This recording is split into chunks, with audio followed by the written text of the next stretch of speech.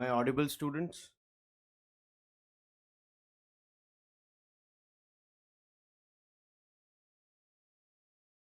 Students, am I audible? All right. All right.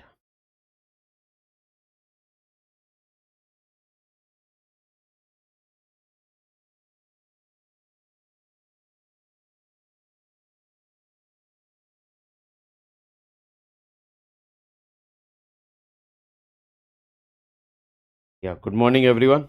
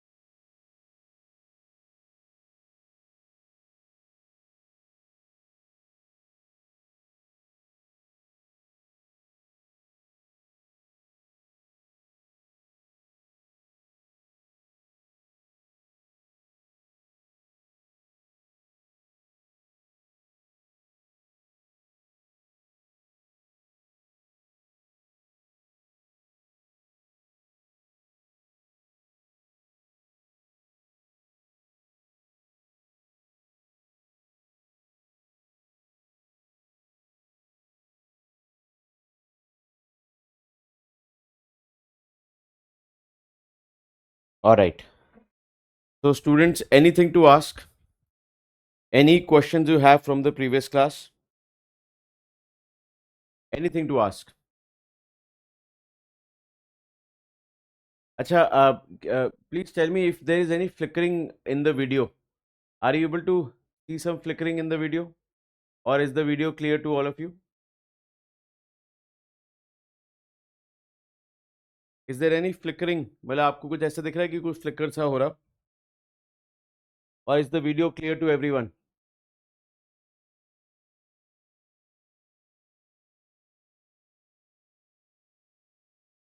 Clear? All right. Okay. Okay. So let us start. So students, in the last class we had started the topic of ecology. We have started with the chapter of ecological destruction or ecosystem degradation, right? In this chapter, I had already told you about the concept of life. Then I had told you about what is the meaning of the word species. Then I had told you about what is biological hierarchy, right? So that is the subject matter of biology. And then I also told you about ecological hierarchy. Ecological hierarchy was one topic that we could not finish. We did not finish that topic.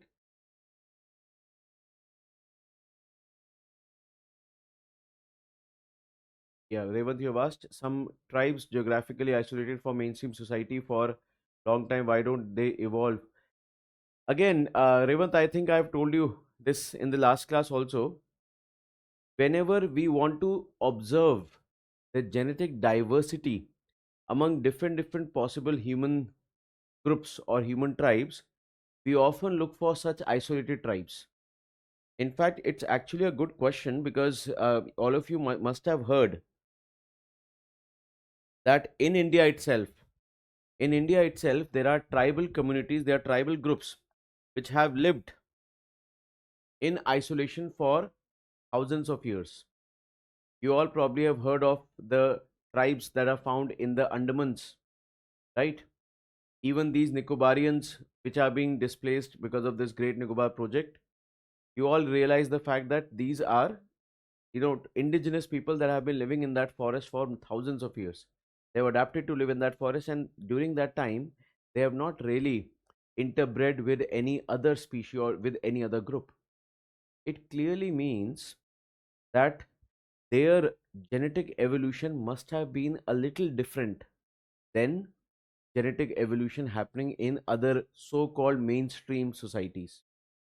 So, if you want to learn how human genomes or how human genes would have developed if they would not have interbred with any other foreign, you know, gene, then these communities, they become highly, important groups of study.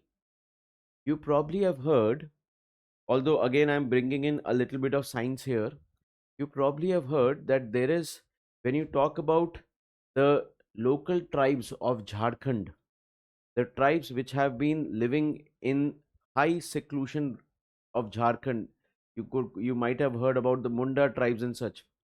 We have observed that there is a high propensity of sickle cell diseases. Sickle cell diseases. Basically, it's a kind of a disease where the red blood cell of the body turns into a sickle shape. Rather than its own discoid shape, it becomes sickle shape, which reduces the oxygen carrying capacity and also makes the person more vulnerable to other cardiovascular disorders. Basically, the point what I'm saying is that yes, it is a fact that if there is an indigenous tribal group which has been highly isolated, their genetic evolution would be slightly different. But Revant, again, we have to understand where is the difference marked, or to what extent the differences lies. Like between me and you, there would still be some genetic difference, right? Because we come from a different family, different set of parents and such. But our genetic differences would be comparatively lesser if I compare my genetic differences with the Sentinels. Very good, Sumit. Sentinelese, you must have heard there is an island called Sentinel Island, which is considered as a no-go zone in the Andamans, right? The people who are living there are called Sentinelese. They have still not integrated with the mainstream people. They are still living in their traditional, traditional and isolated, form. In such cases, if I would compare my DNA with that DNA, the differences would be greater. I hope you are able to get it, Revant. So we can't demarcate a line that differentiates Homo sapiens into further subspecies as of now, because they can still interbreed, but yes, the differences are slightly higher. In fact, because Revant, you have mentioned this, there was actually one study. I don't remember the exact year when this study came out, but there was actually one study which had claimed that the tribes found in the Andamans are actually a little or much different than other mainstream human DNAs. So studying those tribes can help us to learn how the DNA, got spread from Africa to the rest of the world, right? So we can use those studies to study ancestral. There is something called ADNA. We call it ancestral DNA, right? Just for the sake of convenience, we often mention different types of things. So there is something called ADNA, ancestral DNA. And if suppose there is a human skull, or if we have discovered any human, remains in some uh, marshy swamps of Africa or in South America, which have been preserved for 3,000, 4,000 years. If we have discovered some human skull in the pyramids of Egypt that have been preserved for 3, 4,000 years, in that case, we can use those DNAs, we can create a profile of the DNA. Of course, that profile does not contain full, or original DNA gets degraded after from some time. So it does not have the full and complete DNA, but it definitely has some portions of DNA which are good, or which are in good condition to be compared. We can take those portions of DNA and compare with all the other DNA samples that we can collect from such indigenous people, and we can learn that how their DNA got differentiated. So we can easily think or study that how migration would have happened in thousands of years back, when these people would have, you know, um, settled in these islands, right? So we can use those kind of things for migrational studies, ancestral studies, finding one's own descent group. All these studies we can do it. And of course, it can also help us to understand what are the possible genetic variations, to what extent the genetic variations are available among humans. I hope all of you guys are able to get it, right? So it is actually a good question, but I think it's a better question from science point of view, right? So let us start. So students, in the last class, I had told you about ecological hierarchy. I have introduced you to this topic, and we started our discussion on individual. A group of individual is called population. A group of population of living organisms living together, we call it community. And if you remember, I had told you about minor and major community both, right? Then group of communities along with their abiotic components, we call them ecosystem, right? And then there is something called biomes, and then lastly we have something called biosphere, right? This was the ecological hierarchy. I hope all of you guys can recall this was ecological hierarchy, guys.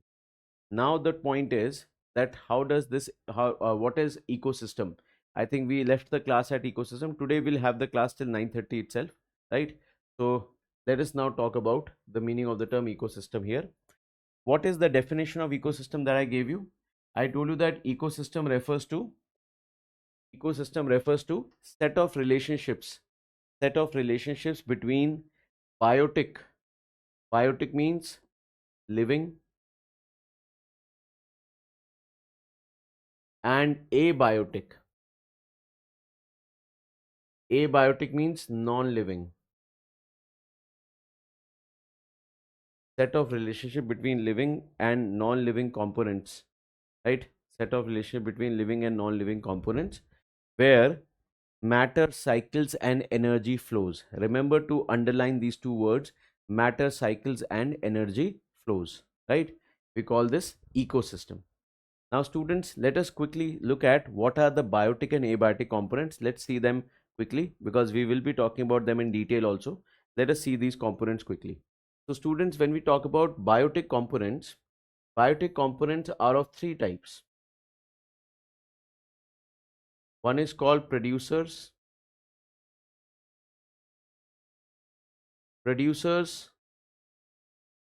consumers, and decomposers. Producers, consumers, and decomposers. These are the biotic components found in any given area. You take any given area, there will be some even if you remember Folsom bottle, there was a producer, the plant was there producing its own biomass, right? Producing its own food. Then would have been some consumers. There could be some worms in the you know uh, some fungi, some worms could be there found in the soil, and then or some insects could be there in that Folsom bottle feeding on to the dead leaves or feeding on to the leaves. And then once the leaves fall, there would be some decomposers breaking down those substances into simpler substances, right? So producers, consumers, and decomposers. Students, when we talk about producers, particularly producers, we call them as autotrophs. Autotrophs. Producers are called as autotrophs, right? What is the meaning of auto? Auto means self. Trophs means trophos. Trophos means nutrition. Trophos means nutrition, guys. Auto means self. So it can produce its own nutrition. It can produce its own nutrition. Just give me a moment, students.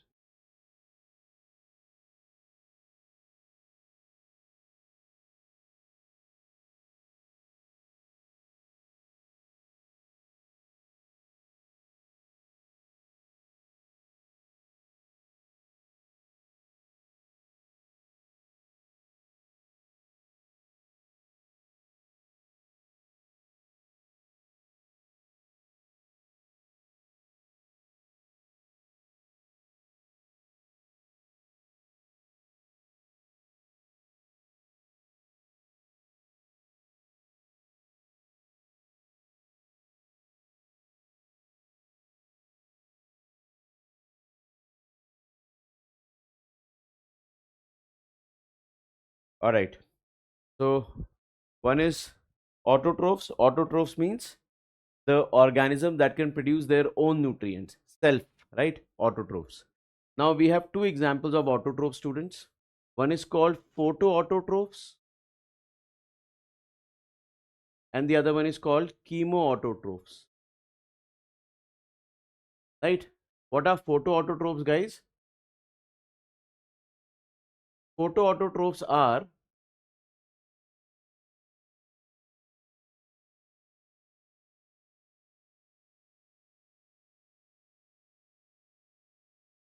All right. Okay. Normally it should slide. All right. So photoautotrophs basically means plants. All plants that we have. I'll write it here. Right. All the green plants. Photo means sunlight, students. Photo means sunlight. So all the green plants that we have, which are dependent on sunlight for their food and nutrition, we call them photoautotrophs, right? Photoautotrophs, because they are dependent on sunlight for their food and nutrition, right? And then comes chemoautotrophs. Chemo, the word resembles chemicals. So they are not dependent on sunlight, but they're dependent on some chemicals. They can survive without sunlight, but with the help of certain chemicals, right? Just think about it. Students, when we dig deep into the earth, जब हम अर्थ में बहुत deep डिग करते हैं, let's say for example, when we are digging deep into the earth for extraction of oil, water, or any other mineral that we are trying to extract, even in those deep mines, even in those deep oil rigs, we discover certain microscopic organisms that are able to survive in those conditions for millions of years. They have been surviving like that for millions of years. Students, it is clear that these organisms are surviving in that in that completely isolated, oil rigs and mines without sunlight. And for millions of years, they have been surviving. That means they are definitely autotrophs, but not photoautotrophs, not light dependent. They are called chemoautotrophs. And examples of chemoautotrophs, there is a microscopic organism. I'll write its name here.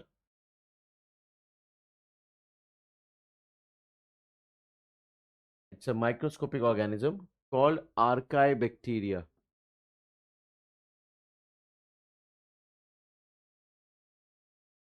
Archaebacteria, right? We'll talk about archies in biology, not in ecology, but here we have one example, Archaebacteria. So when you talk about autotrophs, they are producers. They could be of two types, photoautotrophs and chemoautotrophs. Photoautotrophs, they are dependent on sunlight. Chemoautotrophs, they are dependent on some chemical, basically electron donors. They need some electrons so that they can get some energy from the photons that electrons contain. Then students comes consumers. Consumers are like us. We are not producing our own biomass, but we are dependent on other organisms for our food and nutrition. So under consumers, we have something called heterotrophs. I'll write it down here. Again, trophos comes from nutrition. Hetero means others. So we are dependent on other organisms for our food and nutrition, right? We are dependent on other organisms for our food and nutrition. So students, all these animals, all kinds of animals that we have, they are examples of consumers, right? Animals are all consumers. Remember this. Okay. In fact, even if I consider, you know, scavengers. Remember, scavengers are those animals that feed on leftovers, right?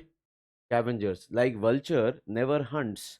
They eat the dead animals, right? A hyena never hunts. Matlab, hyenas can hunt in rare cases, but mostly they will never hunt. They will simply be walking behind a tiger. They will be simply walking behind a lion. Once the tiger or lion hunts, they will eat and go, and whatever is left over, they will start eating it, right? Their main purpose of scavengers is to clean up the ecosystem. Their main function is cleaning of the ecosystem, right? Of course, there are many more other functions as well, but cleaning is the most important function. Remember, they are also examples of heterotrophs, right? They are also consumers, right? So we have primary, secondary consumers in that way. So they are also consumers, heterotrophs. Then, guys, the third type of organism, and that is called decomposers, right? The third is decomposers. We write decomposers as saprotrophs.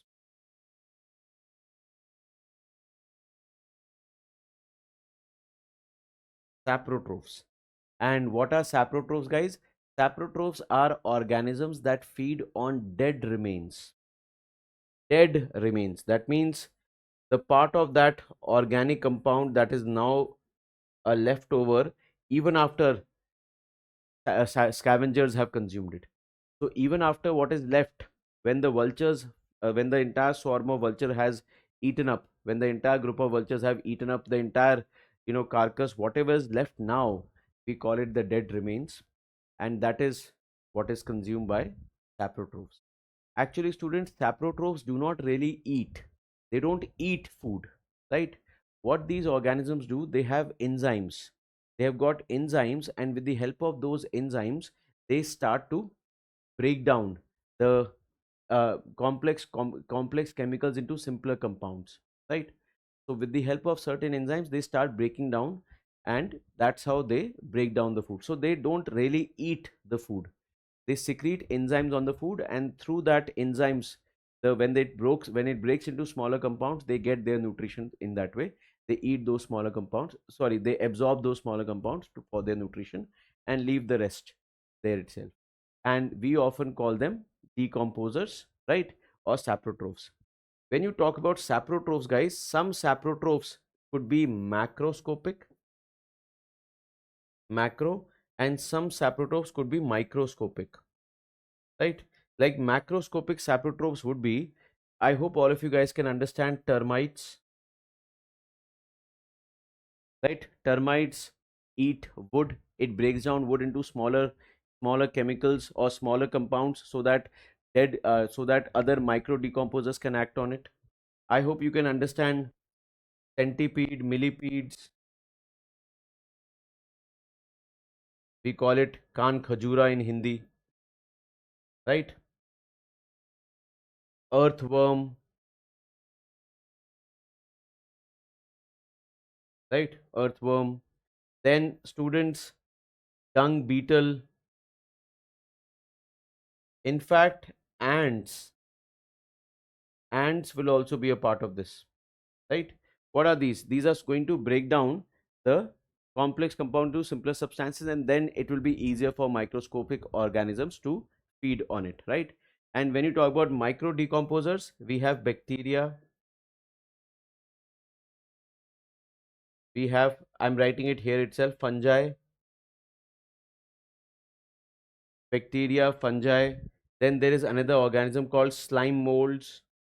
Earlier, these slime molds were considered as a part of bacteria, as a part of fungi only, but now we consider molds as a separate organism. Slime molds, we call them slime molds, right? So slime molds, bacteria, fungi, all of them are examples of micro decomposers, right? Okay.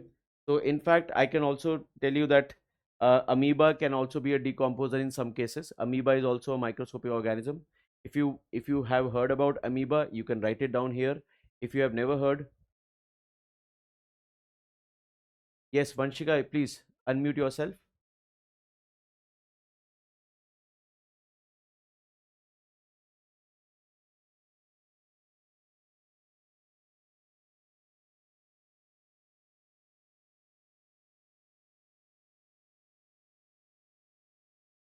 Yes, yes. So under micro decomposers, you can also write down about one more organism called amoeba. If you have heard of amoeba, it's well and good. If not, don't worry, guys. I will talk about these microscopic organisms in biology, not in ecology, right? Because in biology, we have a separate topic of microscopic organisms, and that will be more feasible to discuss there. I hope all of you guys are able to get it. So these are the biotic components of the ecosystem. So in our ecosystem, all these biotic components are surviving together. Got it, all of you? And now let's talk about the abiotic components. So students, when I discuss abiotic components, under abiotic components, we have some physical components. Physical components like temperature, right? Sunlight, water, humidity, right? You can write down moisture as well. Atmospheric pressure, right? All these are physical components, right? Sunlight is covered. All these are various physical components. And then we have some chemical components also. Under chemical components, we have organic and inorganic. We have some organic components, right? In organic, we have carbs, fats, proteins, right? They are also helpful in the survival of various species. And under inorganic components,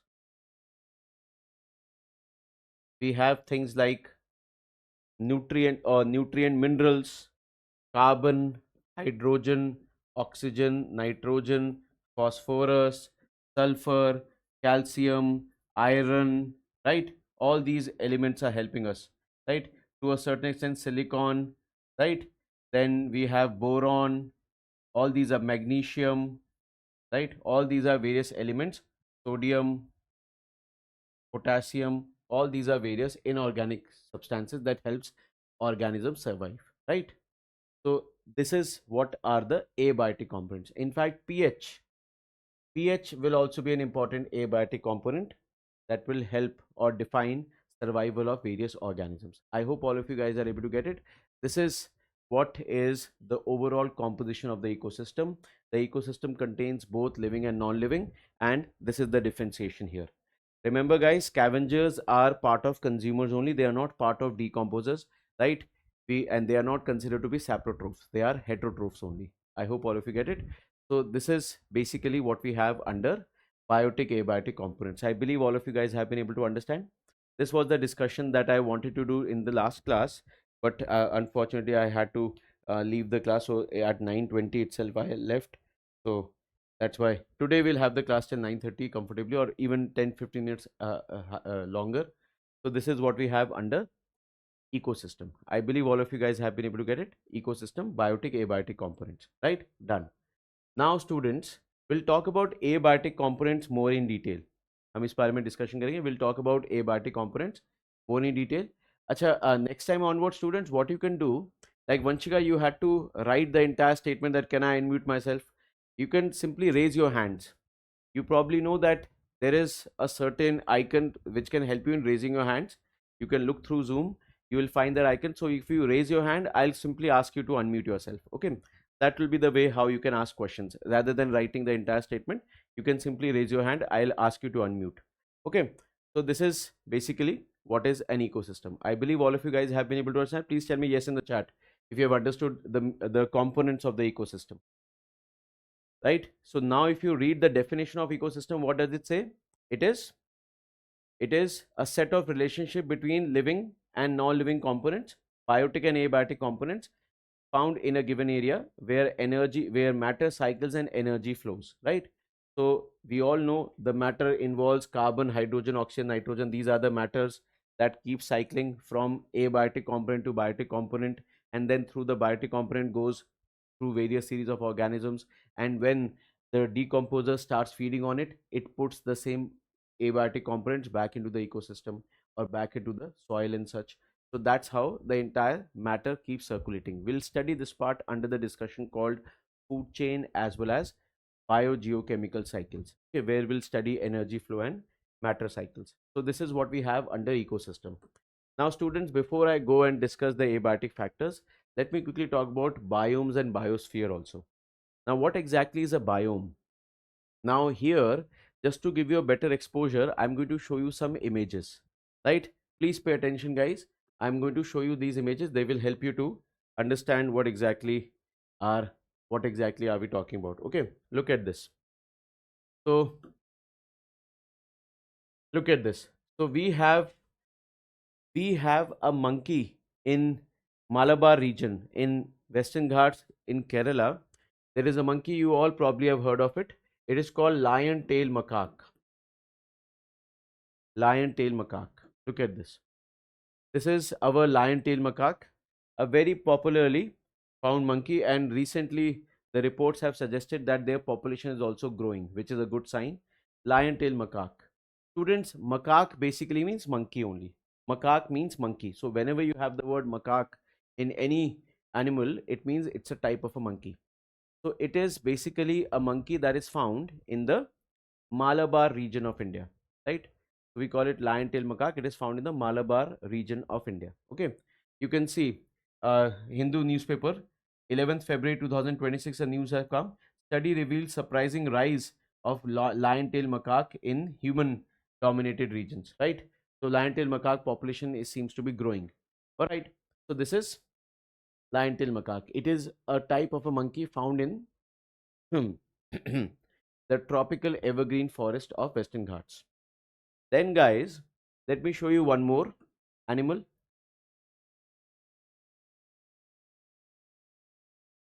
Nicobar.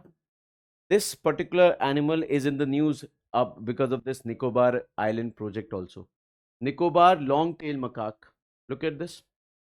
This is another example of a monkey that is found in the Nicobar region of India. It is endemic, found only in India, guys. Nicobar long-tail macaque. Okay.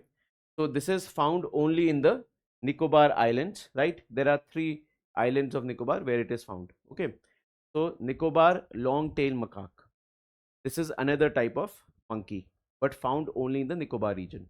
Lion-tail macaque found only in the region of Western Ghats, and that too Malabar. Then let me give you one more example. Gabon or Gabon is a very famous country. It is in Africa, guys, right? Gabon golden macaque, not the Indian golden macaque. Gabon golden macaque, right? So, there is no name, but we call it Gabon talopin or golden monkey, right? Of Gabon. Actually, we don't call it Gabon golden macaque. We just call it golden macaque. It is found in Africa, guys, basically, right? Golden macaque. Look at this. So it is found in central. You can see Central Africa, mountains of Central Africa, right? Look at this. This is called golden macaque, right? This one is called golden macaque, guys. This one at the center. This one is called golden macaque, right? That is called snubbed nose macaque. That nose is little different.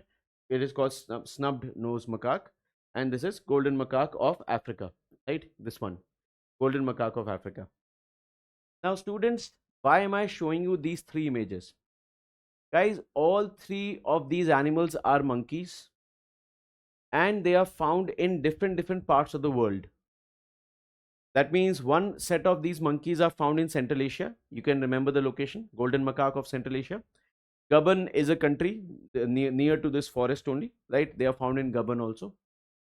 Then there is another monkey which is found in Nicobar Islands, again very isolated place. And there is another set of monkey that is found in Malabar region of India. My question to you is, guys, all 3 of them are monkeys only. All 3 of them are monkeys. Monkeys are arboreals. Arboreals means they live on trees. Monkeys practice branchiation. Branchiation means they jump from one branch to another branch, right? That's how they've adapted.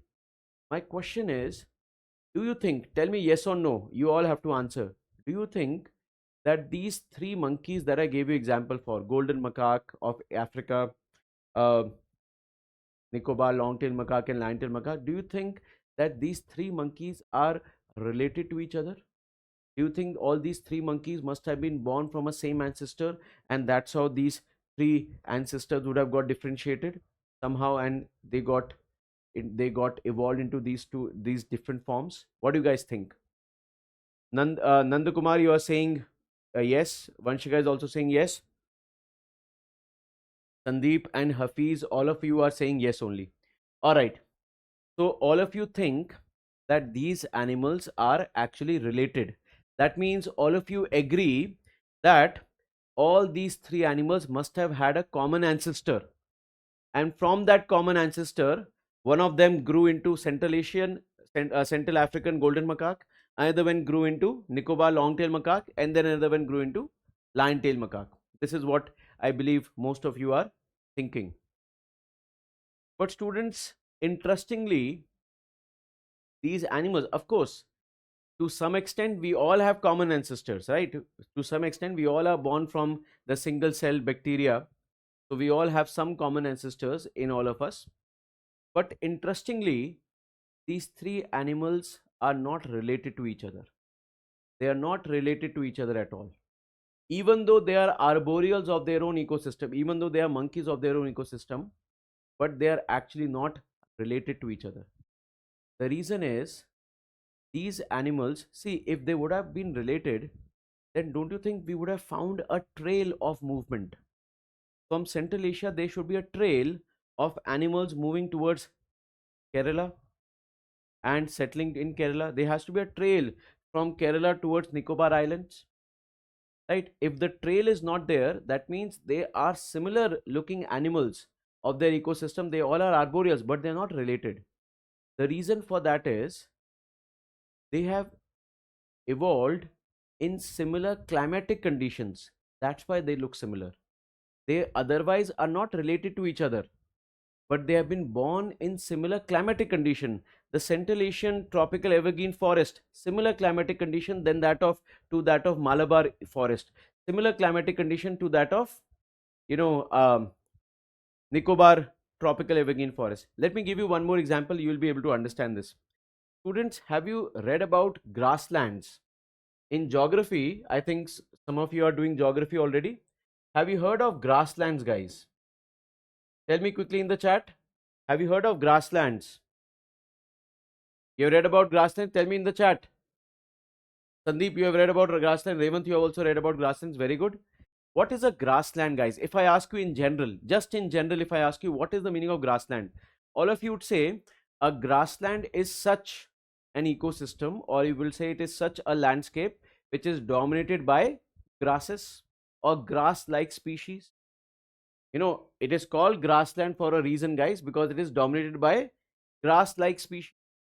So it is basically an ecosystem that contains more grass than any other plant, right? Grassland, it is the foundational species of this region. Grassland, if you remember major and minor communities, so major communities directly depend on the sunlight. So grasslands are those areas or those ecosystems where the foundational species are mostly grasses.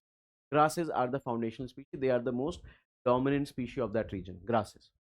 And students, are you also aware that grasslands are of multiple types?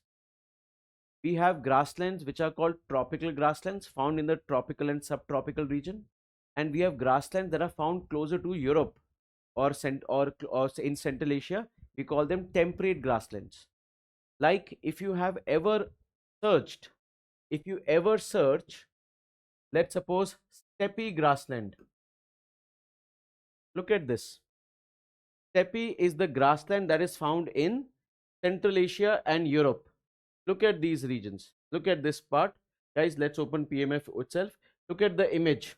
This is the image of steppe grasslands. You can see the grass is across the entire landscape. You can see only grass. Can you guys notice? Across the entire landscape, you can only see grass here. And the interesting part is that when you see this grass, across the landscape, you can see only grass. And you can also notice no trees are there. And interestingly, this grass is spread like a park. It appears like a completely spread out park, right? All of you guys can understand, please tell me yes. This is an example of a temperate grassland called, this is the example of temperate grassland called steppe. Then students, if I write down another grassland, if I write down another grassland here,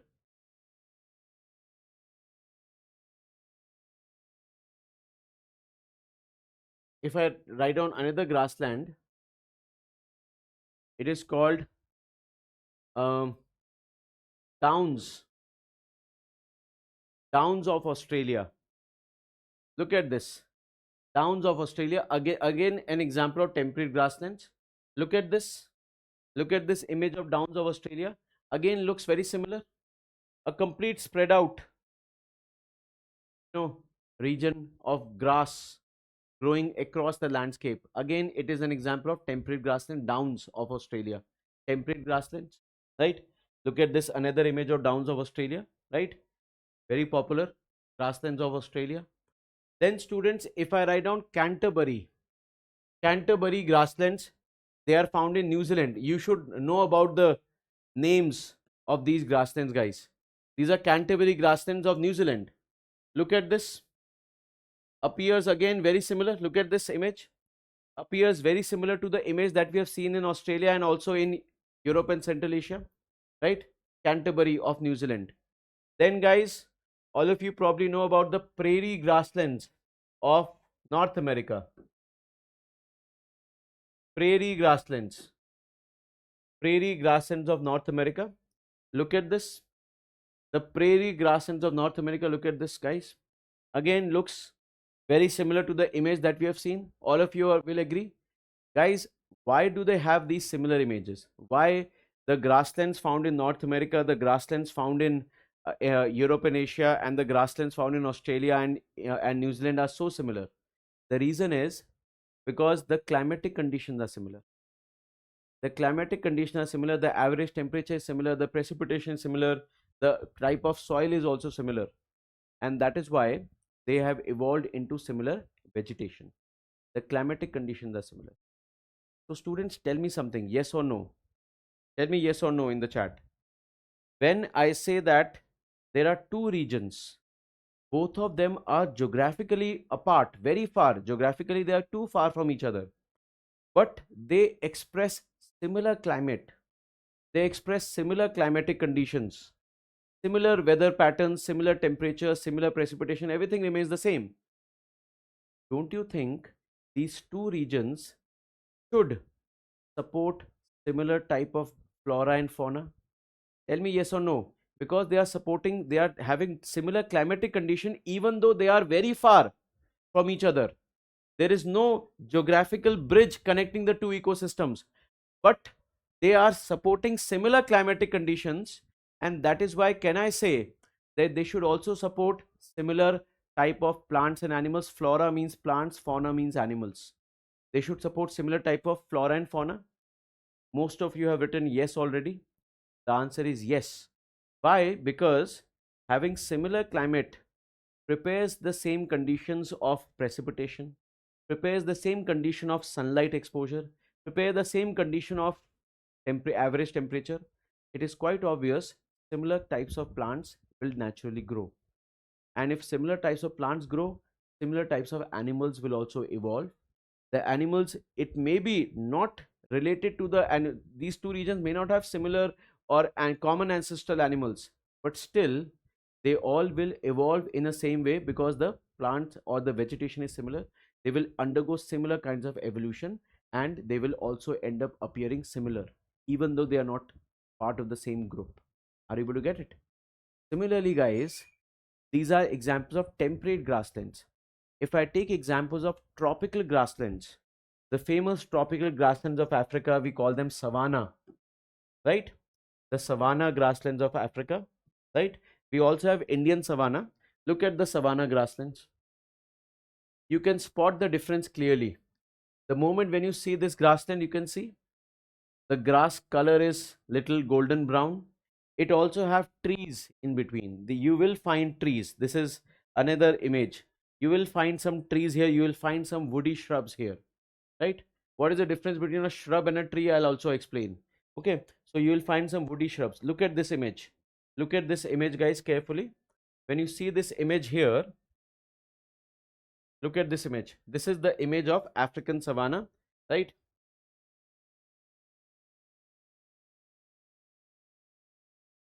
Right? So this is the image of African savanna, guys, and this is how it looks like, African savanna. Okay, and you can see these tree-like structure. These are actually shrubs, guys.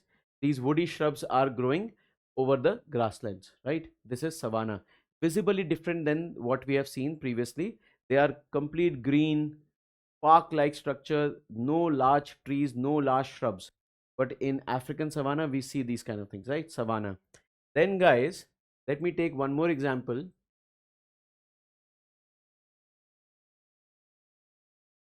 Look at this. If I write down Bunny grasslands of India, Bunny grasslands. I was hoping a question on Bunny grassland because this is going to be the third destination for cheetahs to be reintroduced. Bunny grassland. Look at this. The Bunny grasslands of Gujarat. These are found in Gujarat, guys. Bunny grasslands. And if you look at their images also, you will find similar landscape. Let me find an image that is more appropriate. I think this image can help.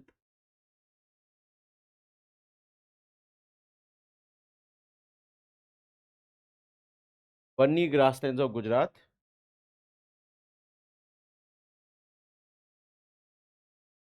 Look at this. Bunny grasslands of Gujarat. So in Bunny grasslands, you can see, of course, this is the time close to the monsoon, so it is green, but mostly they will be golden brown in color. And guys, can you see the same woody shrubs? Some tree-like structures can easily be seen, right? This is Bunny grasslands of Gujarat, right? Don't you think that these Bunny grasslands look very similar to the images that we have seen for savanna? The images that we have seen in savanna, Bunny grassland looks quite similar to that. Tell me yes in the chat, guys, quickly. Right, Bunny grassland looks quite similar. You know, Bunny is going to be the third destination for cheetahs now. That's why I was hoping this year UPSC should have asked this question, right? It is going to be the third destination for cheetahs, right? Tell me yes in the chat if you guys are able to agree. So when you look at these Bunny grasslands, they look very similar to what savanna looked like. So one can easily say, like, this is a comparison, right? So here we can see some trees sometimes growing, right? So when you look at these grasslands are visibly different than what we have seen in prairies, steppes, or Canterbury and Downs of Australia. So it's quite obvious that organisms that will grow in tropical grasslands, even though they are far from each other, they will obviously grow in a similar condition. They will grow similarly, right? Students, this is called biome. This is called biome. Please write down the definition for biome first, and then I'm going to give you some examples of temperate grasslands found in India. Please write down. First is, write down, biomes are biogeographical regions. Biomes are biogeographical regions of subcontinental dimension. These are biogeographical regions of subcontinental dimensions. Biogeographical regions of subcontinental dimension. That means their size is quite big. Subcontinent के आसपास का size होता है. They are biogeographical regions of subcontinental dimensions. That are that share similar climatic conditions. They are of subcontinental dimension, sharing similar climatic conditions.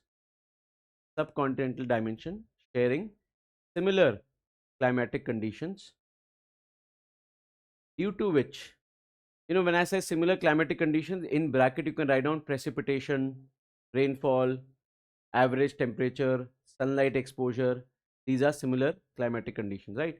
So sunlight exposure is similar, temperature is on an average similar, precipitation is also similar. Okay, similar climatic condition. Thus it ends up supporting similar types of flora and fauna. Thus it ends up supporting similar types of flora and fauna. Got it? Flora means plants, fauna means animals. In fact, you can write down flora, fauna, funga. Funga is fungi. Now IUCN have also, you know, is also considering that we should be recording fungus, diversity of the regions also.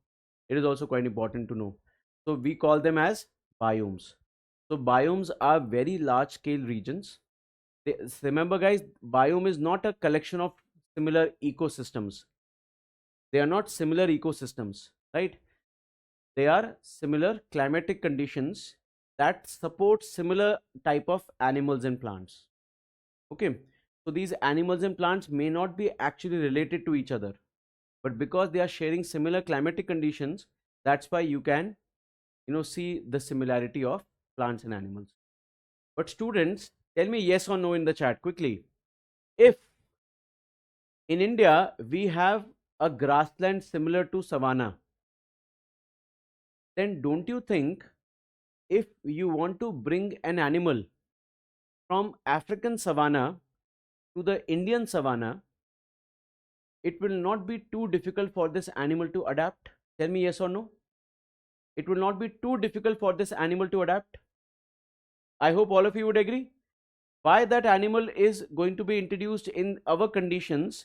The reason is simple, because climatic conditions of Africa and India matches. So if you bring an animal from Africa to India, you can introduce that animal very comfortably in Indian ecosystem because the climatic condition matches, and because of the same climatic conditions, the plants and animals will also look similar. So this particular animal that you have brought, if it is a consumer like cheetahs, it can easily feed or hunt the animals that are found in these savanna, because they would also be similar to the animals found in the savanna of Africa. I hope all of you would agree. And now you understand why cheetahs have been brought in Kuno National Park, because it matches with the conditions of African savanna. Why it was brought in Gandhi Sagar Wildlife Sanctuary, matches with the same conditions. And now Bunny Grassland, again for the same reason, it is matching the same condition. I hope all of you guys have been able to understand. This is called, we use a word called ecological equivalence. We call these words as ecological equivalents. Ecological equivalence basically means organisms that may be geographically far but share similar kinds of conditions. So you can, transfer these ecological equivalents from one country to another easily. I hope all of you guys have been able to understand. Now students, let me show you some example of temperate grasslands of India. These are some very beautiful grasslands.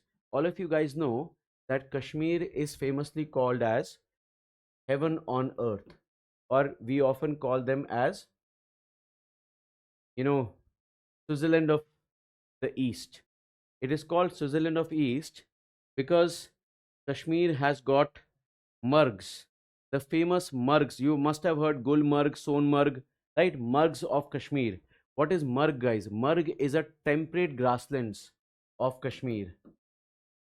Temperate grasslands of Kashmir, margs of Kashmir. Look at this, the temperate grassland. This is the image of Sonmarg. All of you guys know Sonmarg, very popular destination. Gulmarg, look at the image. This is the image of Gulmarg. You guys can see the entire spread out. In fact, these images are much more beautiful than the images that we have seen in Europe. This is the reason why people say that Kashmir is far more beautiful than Europe, right? I hope all of you guys can understand. This is the image of margs.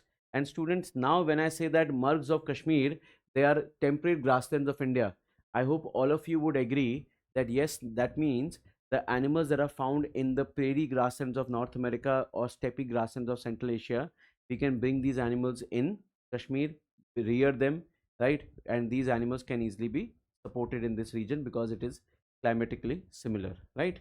These are mugs of Kashmir.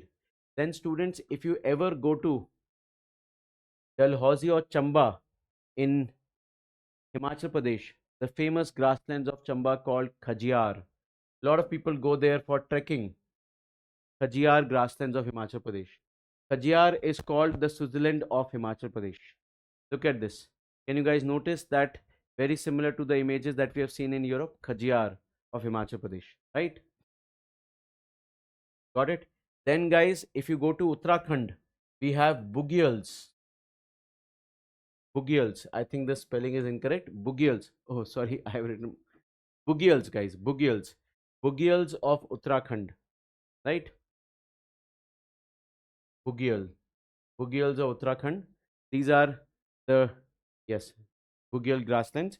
These are the grasslands of Uttarakhand, Bugyal grasslands, right? These are the grasslands of Uttarakhand. You guys can see again matches very similar to the images that we have seen for prairie grasslands, right? Then students, just give me a moment.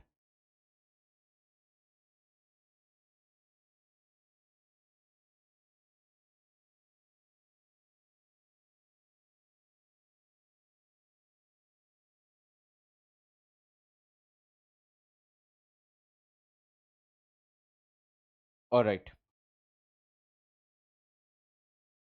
So students, these are basically the uh, temperate grasslands. In fact, apart from this, there is one more temperate grassland, Shola grasslands of Nagaland.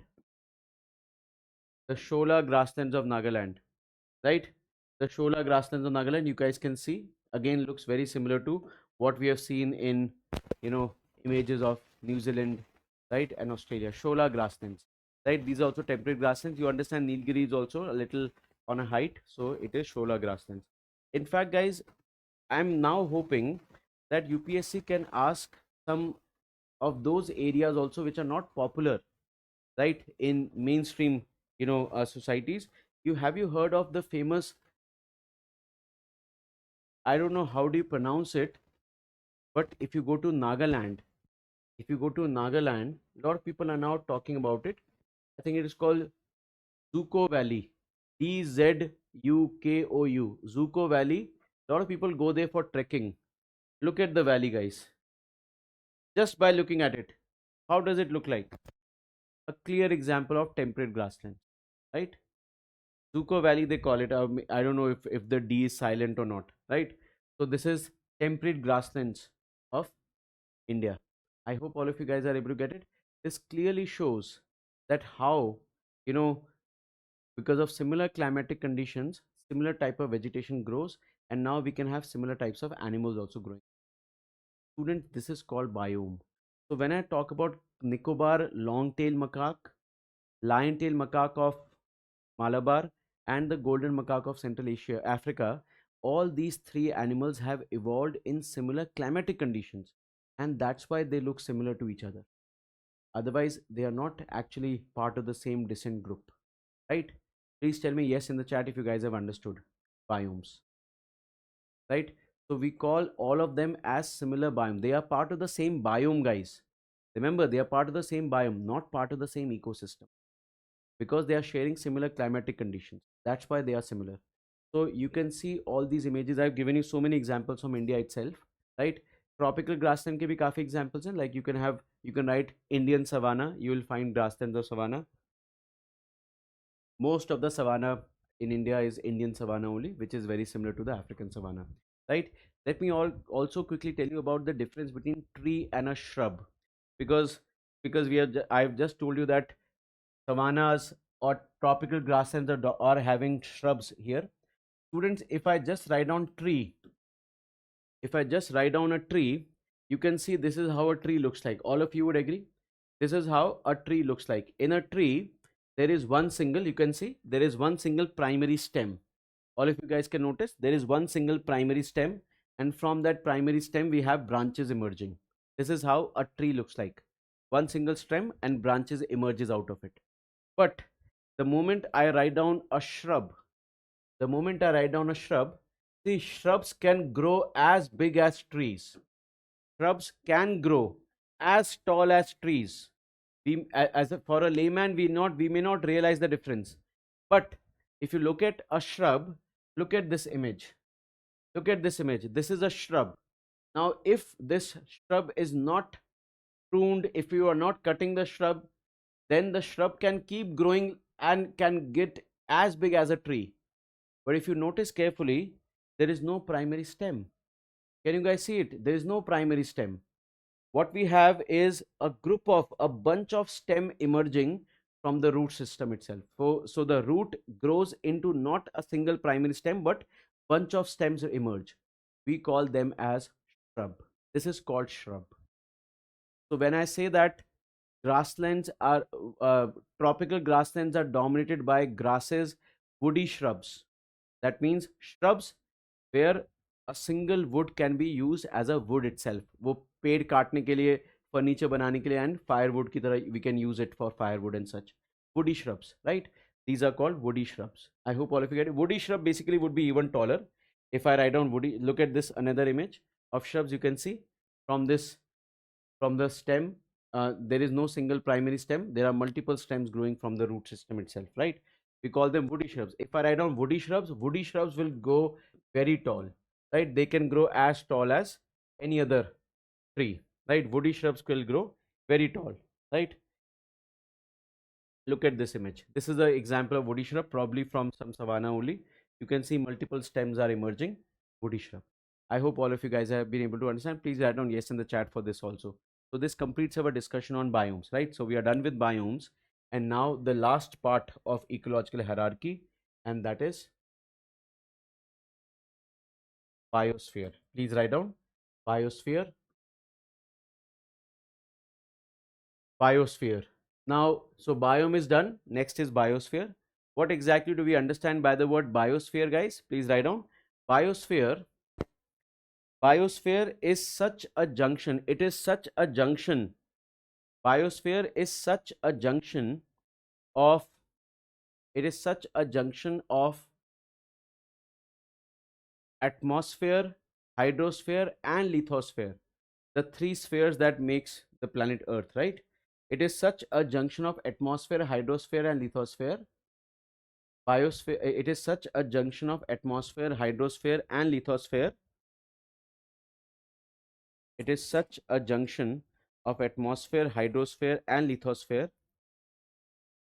that supports life. It is such a junction of atmosphere, hydrosphere and lithosphere that supports life, right? We call this as biosphere, right? We call this as biosphere. Biosphere is such a junction of atmosphere, hydrosphere and lithosphere that supports life. We call this as biosphere, guys. Okay? Biosphere. So let me discuss what is biosphere, guys. See, we say that planet Earth is a living planet, right? Planet Earth, it is by far the only planet that we have discovered so far that can support life. There are assumptions that other celestial bodies may be supporting life, but so far our planet Earth is the only one that supports life. This is the only planet that supports life so far. Now, what exactly do we understand by biosphere? Let's try to understand this. So we basically have three components that makes up the planet Earth: the atmosphere, the hydrosphere and the lithosphere. Hydrosphere includes all the water bodies, lithosphere surface and atmosphere. These are the three spheres that makes our planet Earth. But if you look closely, guys, we say that Earth is a living planet, but Earth is not a living planet everywhere. If you look at, suppose this is the surface of the Earth, right? This is the surface of the Earth and this is the atmosphere of the Earth. You all know that life mostly exists on the surface and a very small microbial life exists subsurface, and that too it's not going to be found everywhere. You can find most of the life either if you go deep into the waters up to 6,000 meters deep in water, and if you climb up in the mountains up to 6,000 meters in the mountains, you can find life, right? I will not say life in abundance, but you can find life. If you climb up to the Everest, reaching up to 6,000 meters, you can find some plants, some kind of mosses, lichens, all these things you can find up to 6,000 meters. The moment when you cross 6,000 meters altitude, life become really scarce. Only some very small varieties of microscopic organisms can be found. But beyond 6,000 meters in altitude, life become really scarce. If you go do a deep dive into the oceans up to 6,000 meters, it is quite rich. But when you cross 6,000 meters, go into the Mariana Trench, which is 11,000 meters, you will find that the life become really scarce. It is not non-existent, but it becomes scarce. So when I say that Earth is a living planet, Earth is a living planet only within a area or within a dimension of 12 kilometers. Only within a scale of 12 kilometers, Earth is a living planet. If I go deep into the finding the radius of the Earth, which is around 6,400 kilometers, out of the entire radius of 6,400 kilometers, and considering atmosphere another 300 kilometers, you can see that from this 6,400 kilometers of the Earth's depth and 300 kilometers of the Earth's atmosphere, life only exists in this 12-kilometer space. We have very scarce life once you cross 6,000 meters in altitude. Like when you cross the troposphere, I hope you guys know atmosphere is also having multiple layers: troposphere, stratosphere, mesosphere, thermosphere, exosphere. Only in the troposphere all living organisms are found. Even microscopic organisms are found only in the troposphere. There are some microscopic organisms that can survive in the stratosphere, but very rare. Most of the life, 99.9% of the life, is found within the troposphere. Are you able to get it? So Earth is no doubt a living planet, but it's not like the entire planet Earth supports life.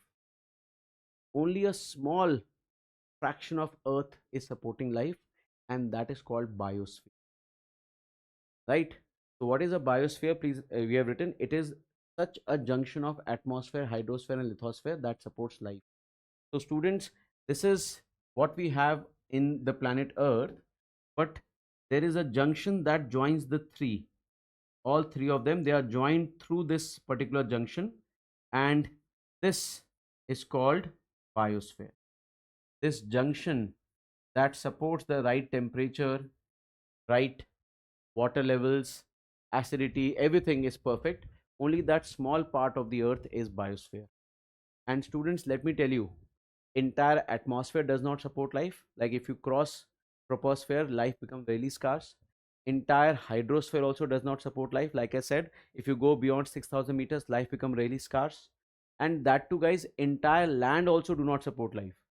We know that the land of desert areas is highly, you know, the desert land is very difficult for supporting life. So Antarctica, which is often considered as a cold desert, very scarce life, and hot desert, Sahara desert, Thar desert, very scarce life compared to other ecosystem, right? In fact, there is one place I would like to show you. Students who have already taken my classes previously, they are already aware. There is a place called Dalol in Ethiopia. Dalol of Ethiopia. This is considered as, people call it hell on earth.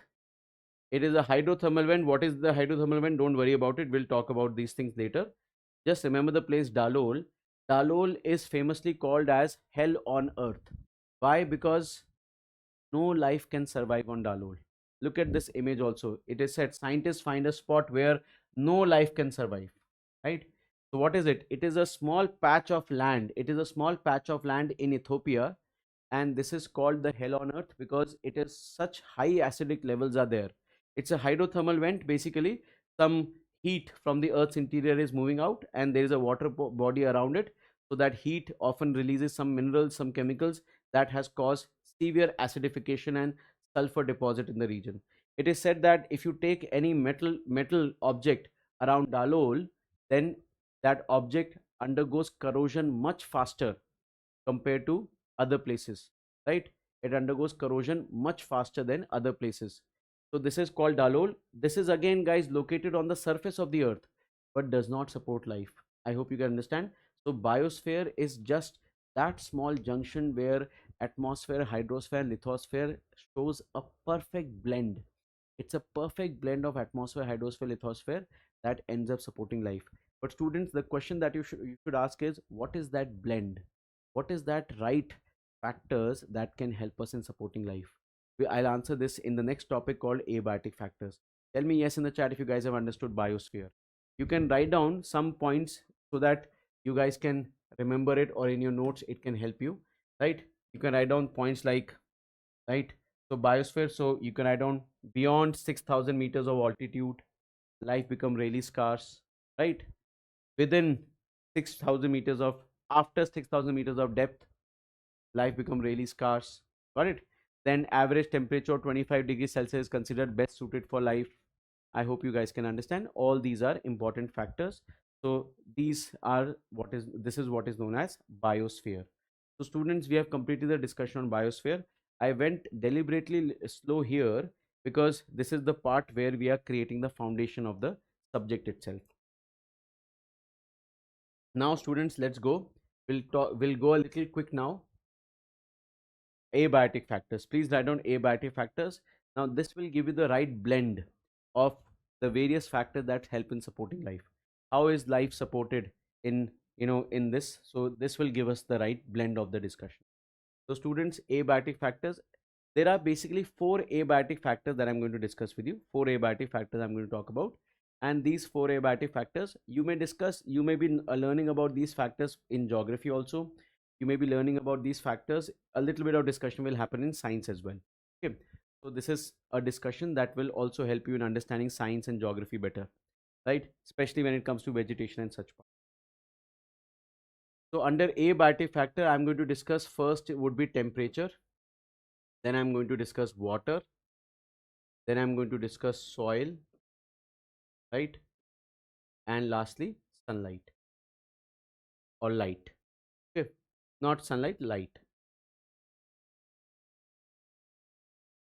Of course, I'm not going to be dealing with the geography part here. I'll just be sharing the important pointers for us. So students, under temperature, please write down first statement. It is the most important abiotic factor. Temperature is the most important abiotic factor.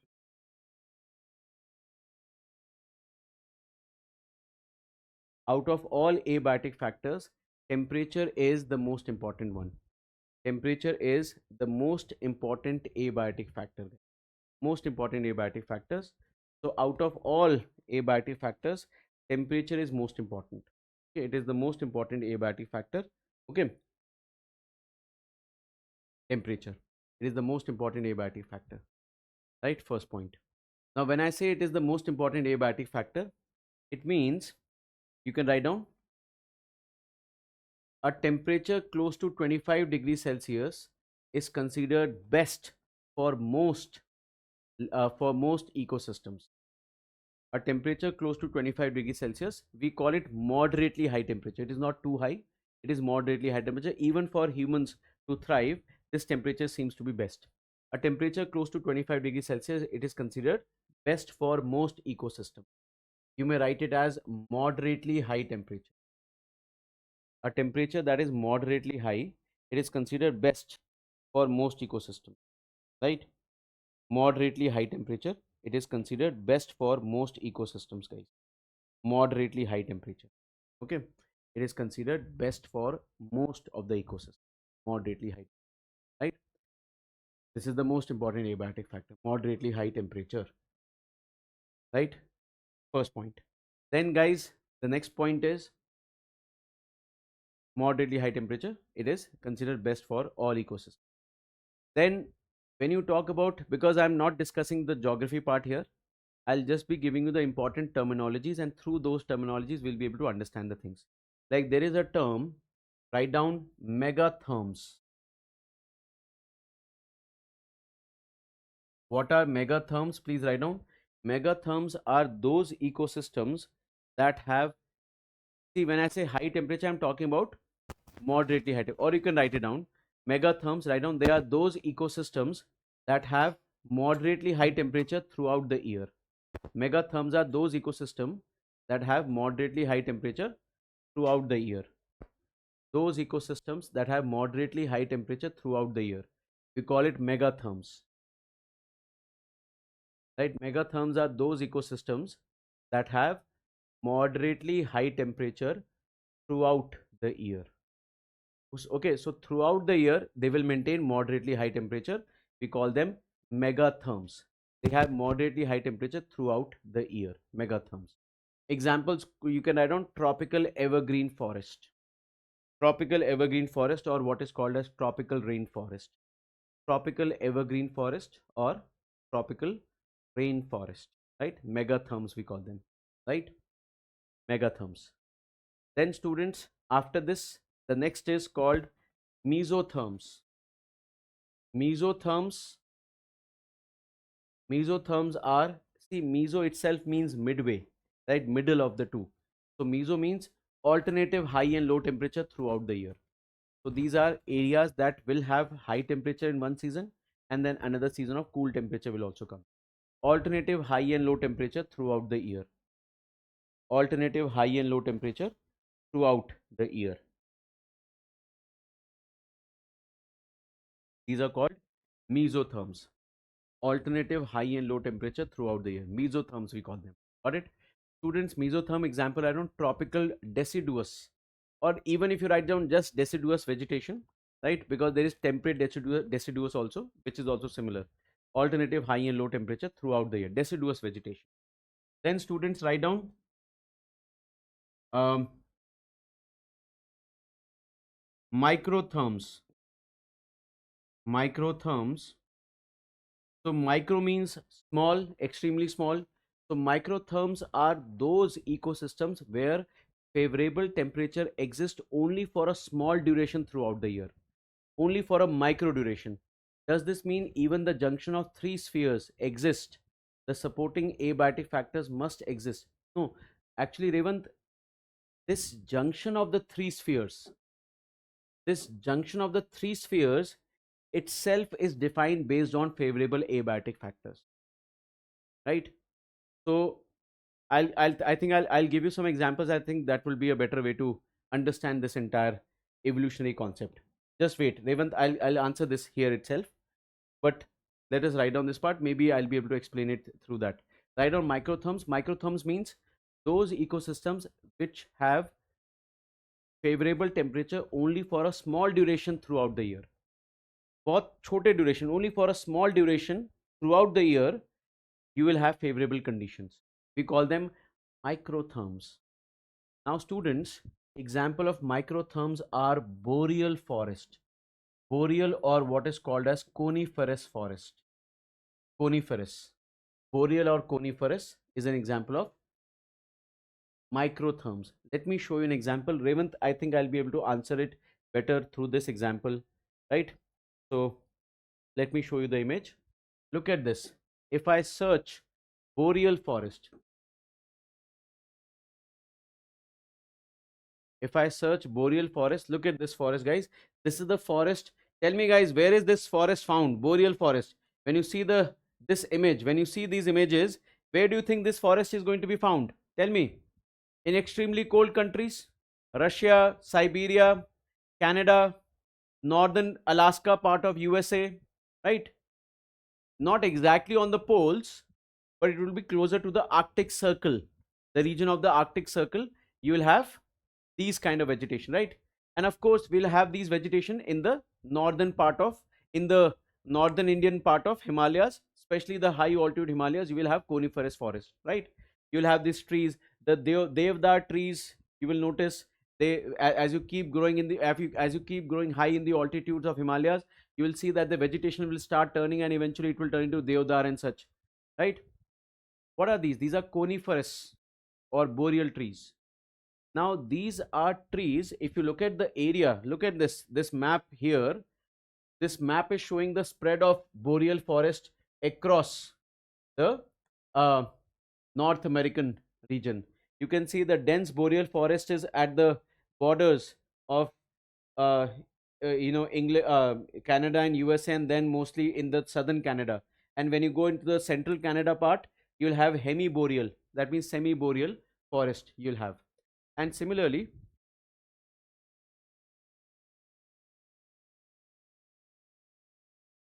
just give me a moment, guys. There is some smell that something is burning, it seems. Nothing here. All right.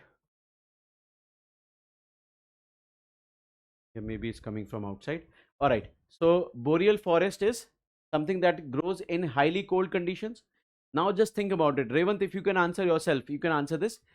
In boreal forest, we know that this region of North America, it is extremely cold. Right now, this region will have very pleasant weather right now because it is the summers going on.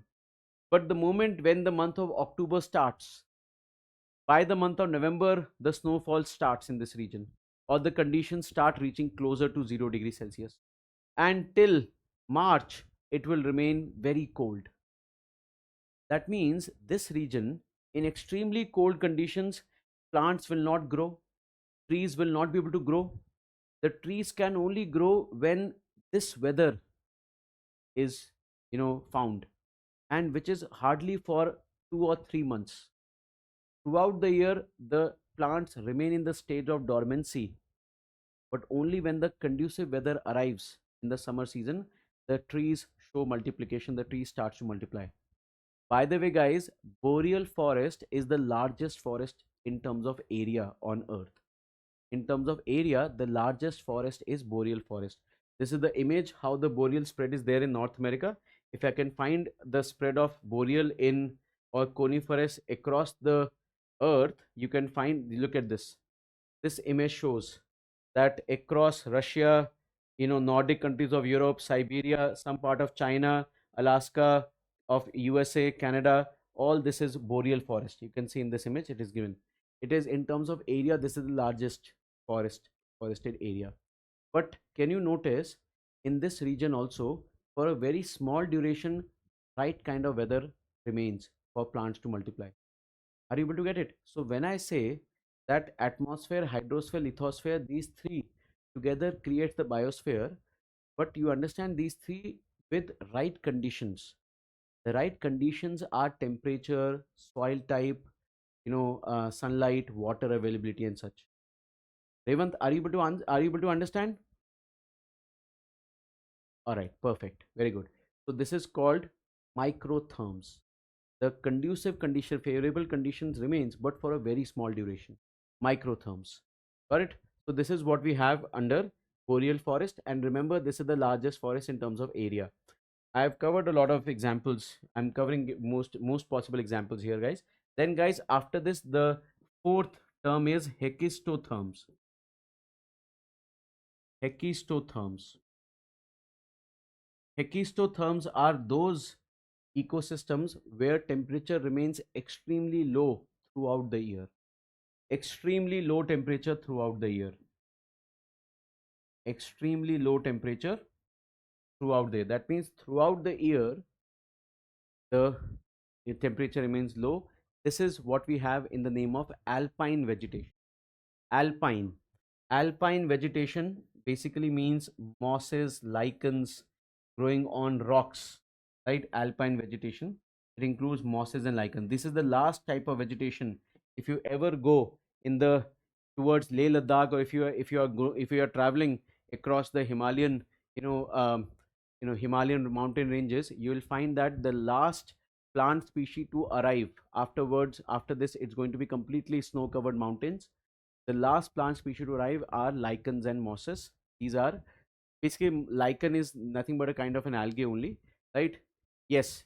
Yes. Yakutia region is an example of Hekistotherm. Very good. Yakuts are found in this region. Yakutia, it is one of the coolest places, where humans have been living, right? So if I show you, right, alpine forest or alpine vegetation, we have two types of alpine. One is called alpine. I think it's a car also. Alpine. Look at this alpine forest. Look at this. So again, it is showing boreal, but alpine would be uh, actually this is alpine. What is growing on the surface? Surface is what alpine. Look, I'll show you alpine vegetation, guys. I think in that way it will be better, right? It will be close to boreal. Look at this. This is how the alpine vegetation would appear. So after this, these are the last kinds of plants that you may find. Beyond that, it will only grow into, it will only have things like uh, snow covered mountain. This is an alpine. This is a perfect example. You can see mosses growing on the surface. This is an example of alpine vegetation. This is the perfect example. You can see mosses growing, right? And from this, after this mosses, after these mosses, you only have snow covered mountains, right? Mosses and lichens. These are the example of alpine vegetation. Students, alpines are of two types: arctic, and we call it arctic. There is a word that we use here called tundra. So there are two types of alpines. One is called arctic tundra, and the other one is called altitudinal tundra, or yeah, we call it tundra. Tundra vegetation. In Russian, they call it tundra vegetation, right? So tundra is this particular region. Why are cars? These are names of cars also. Okay, so let me show you tundra biome. Look at this. So this is how the tundra biome looks like. This is an alpine type of biome. Look at this.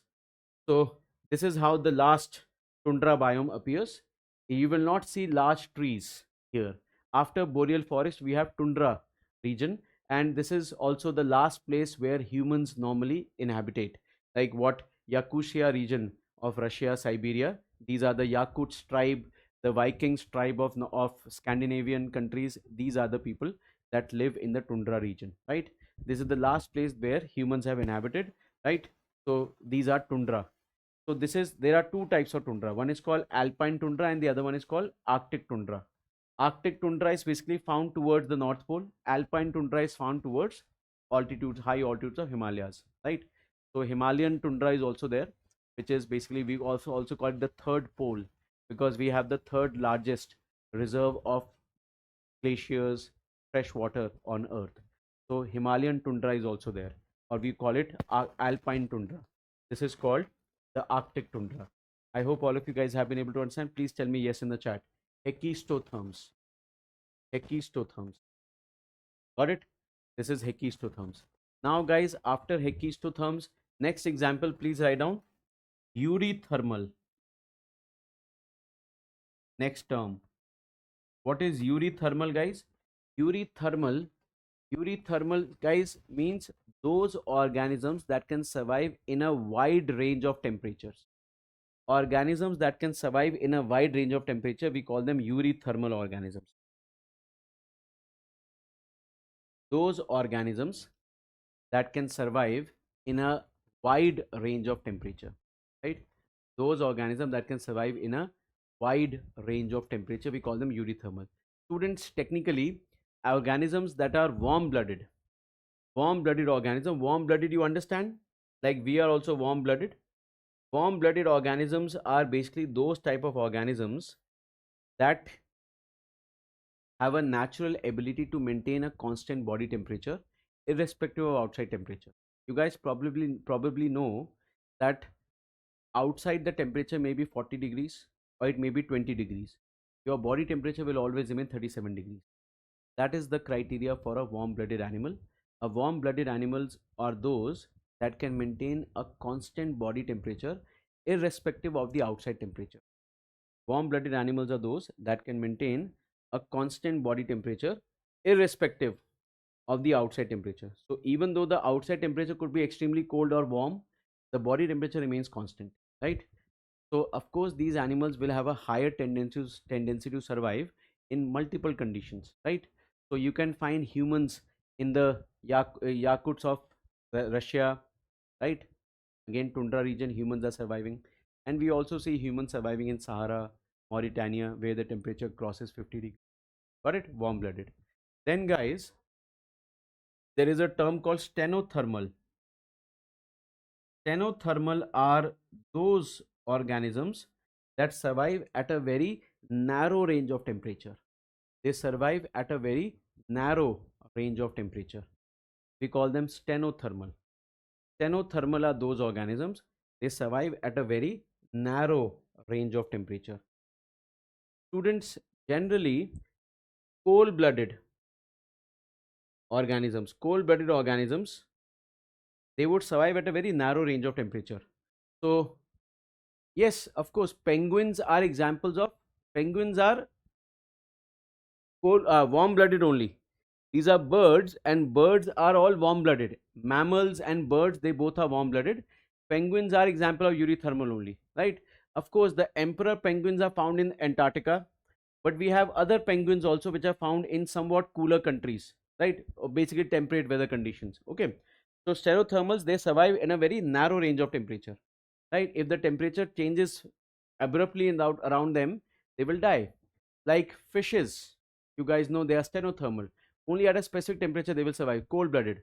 In fact, quite interestingly, guys, in this tundra weather I told you, reptiles and amphibians are not found in tundra.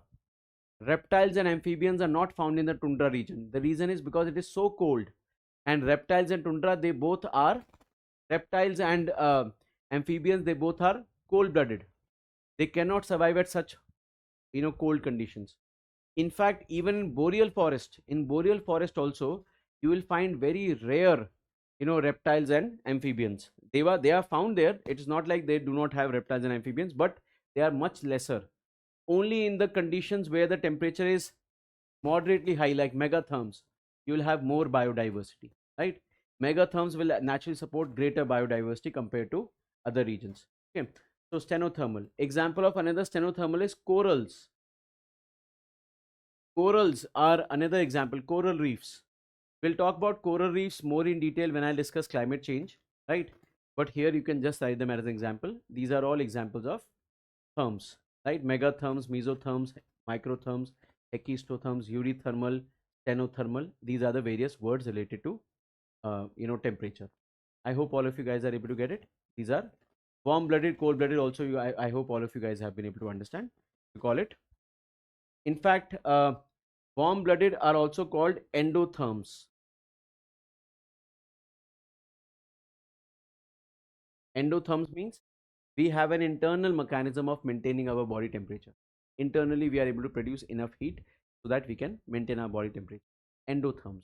And cold-blooded would be called exotherms because they are dependent on outside conditions. Exotherms we call them, right? They are dependent on outside conditions for their temperature, for the right temperature range. Exotherms we call them. Endotherms, exotherms, cold-blooded, warm-blooded. I believe all of you guys have been able to understand. This is what we have under abiotic factors. So abiotic factors is done. Temperature, water, soil, sunlight, and abiotic factors done. Now students, after these after this temperature, sorry, first temperature part is done. Then students, after this, next is water. Please write down water, guys. Water is the second most important abiotic factor. I will have to insert a slide here. So water is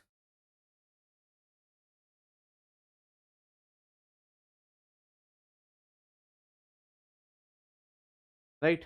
Water is the second most important abiotic factor, right? Second most important abiotic factor, we call them, we consider it to be water. So I hope you understand that even if you have the right temperature, like we have lot of ecosystem that have the right temperature, right? Desert ecosystem also may have right temperature, but because there is no availability of water, that's why the desert ecosystem cannot support life, because there is no availability of water there, right?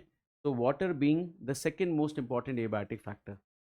When you talk about water, guys, here we identify organisms on the requirement of water that they have.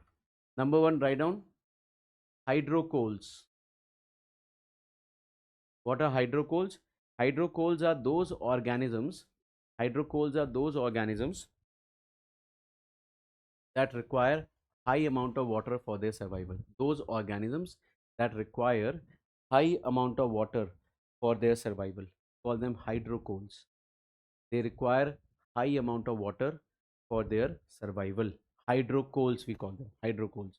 They require high amount of water for their survival. Hydrocoals. Right? Example would be, tell me guys, what will be the example? All aquatic plants and animals. All aquatic plants and animals, they would be hydrocoals. For plants, you can write down as hydrophytic. Phytes, basically students, whenever you have the suffix phyte, it means plants, right? A suffix written as phyte means plants.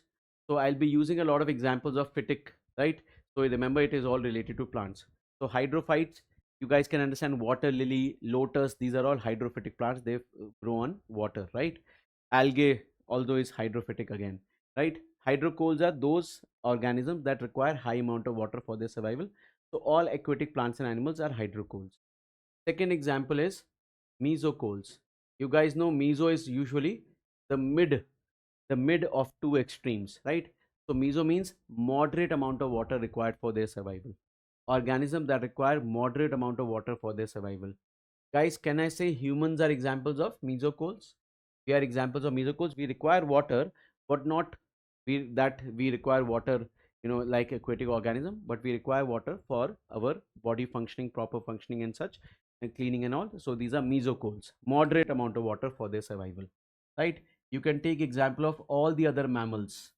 All the other mammals that we are aware, those are all mesocoals. I hope all of you guys can understand.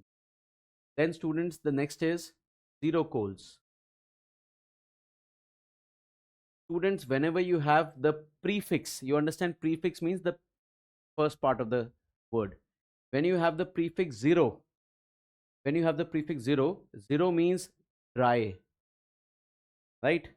Zero means dry, extremely dry or dry, xerocoals, right? So we call them xerocoals. Xerocoals are those organisms that survive in extremely dry conditions.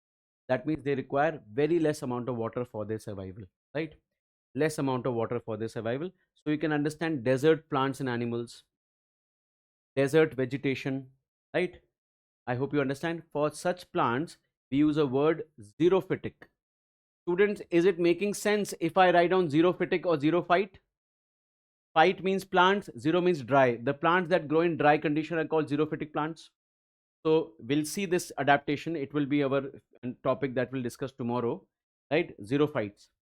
Xero means plants growing in extremely dry conditions, xerophytes. I hope all of you guys are able to get it. Please write down yes in the chat quickly. अच्छा, मैंने आपको एक चीज बताना भूल गया. I forgot to tell you one thing. Thermophiles. I just remembered. Thermophiles. Okay. Write down yes in the chat. All right. Perfect. Then in under temperature, guys, there is one more topic that I missed. There is one addition you have to write down in temperature. In for temperature, water. Yeah, let's do one thing. Let's finish water first. Let's finish water. Right. So these are uh, classification of organism based on water. How much water is available? Water is required for them to survive. Classification of organism based on water. Then, guys, similar to these terms, there is some other term, Euryhaline.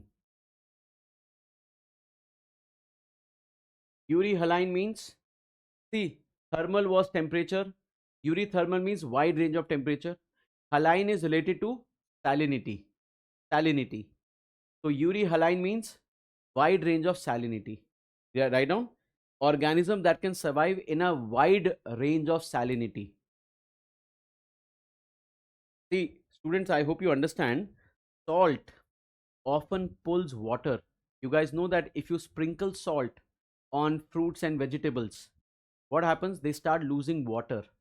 It is a simple phenomenon of osmosis. I discuss osmosis in science, but all of you guys can sense if you sprinkle salt on fruits and vegetables, they start losing their moisture.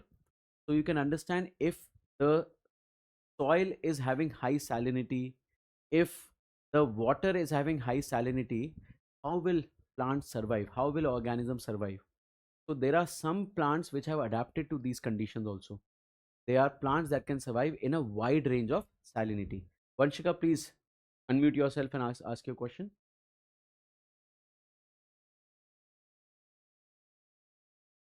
Let's see. It's a good observation. They are definitely hydrocoals, but we all know that all aquatic organisms are not surviving in marine ecosystem. Now, a lot of them survive in fresh water. So if there is a plant and animal that survive in fresh water, it will be hydrocoal, but would not be euryhaline, right? If you consider marine ecosystem, especially the ecosystem that has high amount of salinity, right, or variable amount of salinity, that is definitely hydrocoal as well as euryhaline. A very good example of euryhaline is mangrove vegetation. We call them halophytes. Halophytes means the plants that grow in, phyte means plants, halo means salt, the plants that grow in high salinity. The plants that grow in high salinity. Just give me a moment, let me get some water.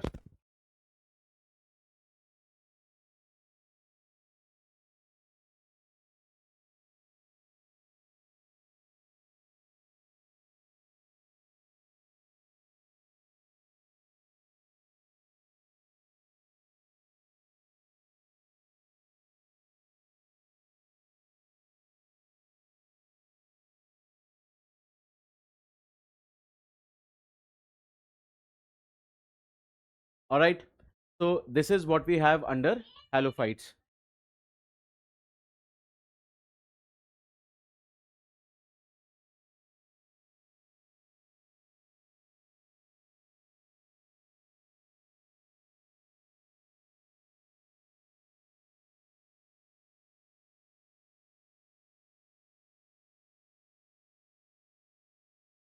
All right. So this is what we have under euryhaline. So euryhaline, halophytes and mangroves. Mangrove is an example of halophyte only, right? The plants that grow in high salinity. And then students, what will be the opposite of euryhaline? Stenohaline. Stenohaline means the plants that grow or the organisms that grow in a very narrow range of temperature, a narrow range of salinity, narrow range of salinity. They will not be able to survive in all type of salinity. They will survive only in a very narrow range of salinity, right? We call them stenohaline. Students, a very good example of stenohaline is again corals. Corals are not just stenothermal, but they're also stenohaline. That means they survive only at a very specific range of salinity. They will not be found everywhere in terms of salinity, right? Only a specific range of salinity they can survive. So this is stenohaline, narrow range of salinity. I hope all of you guys have been able to understand. Euryhaline, stenohaline. Then students, there were some terms that I missed in temperature. Temperature had some more terminologies. Please write those terms here. I'm writing those terms here itself. uh, the term is thermophile.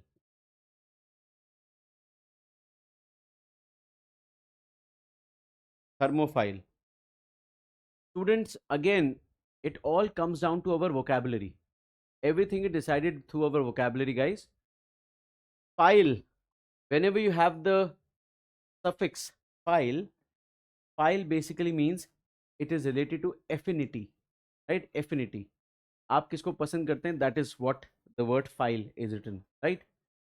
So you guys probably know, I think the word, the person who I think I will have to look for the word here. Yes, there is a word called, you know, autophile. Autophile, it's a new word that I learned. Autophile is basically used for a person who's automobile enthusiast. They like automobiles. A lot of boys, they will be autophiles. But also, it is used for a person who likes being alone, right? Who enjoys solitude and loneliness. We call them autophiles. Auto is also means self, right?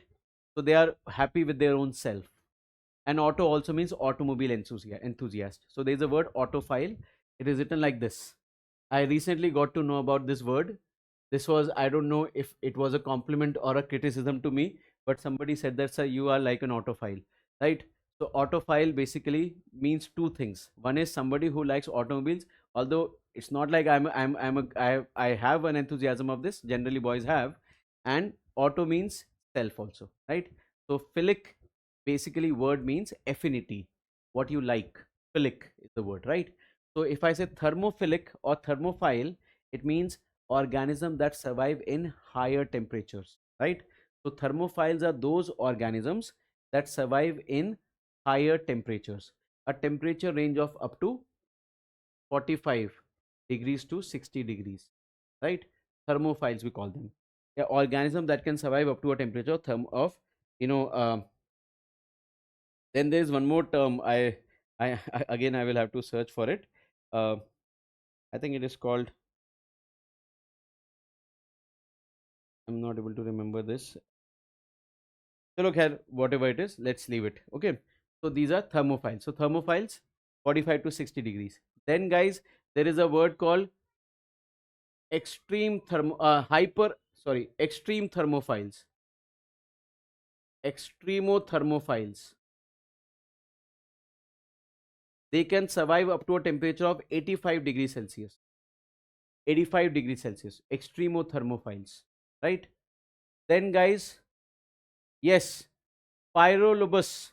Pyro means fire. That these are organisms that can survive in extremely high temperature. I'll talk about it. Then we have hyperthermophiles. Hyperthermophiles. This would be an example of hyperthermophile. Sumit, hyperthermophile can survive up to a temperature of 120 degrees Celsius or more. So these are microscopic organisms, hyperthermophiles. They can survive at a temperature of 120 degrees and more. It means these organisms can not die even when you start boiling water. When you boil water, it kills 99.9% of the bacteria. That 0.1% that is left is actually hyperthermophile. Right? Of course, there are less number of bacteria like that, but these are hypothermophiles. They can survive at a temperature of 120 degrees and more. Then guys, there is a word called psychrophiles. Psychrophiles are organisms that survive from minus 20 degrees Celsius to plus 20 degrees Celsius. Minus to plus 20 degrees Celsius. Psychrophiles. Psychrophiles. Right? Psychrophiles. I hope all of you get it. So these are basically the words related to temperature. These were the words that I missed. Okay, so in tundra vegetation, you will of course have psychrophiles, right? In, you know, uh, like extremely hot deserts, you may have thermophiles. In volcanic tubes, we may have extremothermophiles or hyperthermophiles, right? Hydrothermal vents, we have hyperthermophiles like this. So these are the two abiotic factors. I believe all of you guys have been able to understand. Please write down yes in the chat, please. Okay. Again, this is something that we will be talking in detail, but actually these are the places, these are the topics which have more relevance in biology, but these are the conceptual clarity that is needed to understand ecology further. So this is what we have under water and temperature. Now guys, the third one is soil. Please write down soil. Soil is the third most important abiotic factor. See, if you have the right temperature, if you have the availability of water, both, but the soil is not supporting any life form. The soil is desertified. The soil is either acidic. The soil is either highly saline. Of course, it will not be able to support rich biodiversity, right? So there has to be a proper soil composition also. Okay, so that part you will study in geography. What are the various types of soil? You will study this part in geography, right? Types of soil, their nutrition content, all these things. That's a part of geography, guys. I will be talking about the organisms, how we can differentiate based on their soil type. So students, when it comes to soil, generally animals are not classified on the basis of soil. You can see that we have only done classification of organisms so far. Like based on requirement of water, we have done classification of organisms. Based on requirement of salinity, we have done classification of organisms, Euryhaline, Stenohaline. Based on temperature, we have done classification of organisms. Now, when it comes to soil, I hope you understand soil is a necessary condition for plants, not for animals, right? Animals have shown varied level of adaptation. In different kinds of ecosystem, animals can be found, but they are not dependent on the type of soil found in that region. So when it comes to soil, we have different classification of all plants based on their soil type. Like one is lithophytes. What are lithophytes? I hope all of you remember, phyte means plants, litho means rock.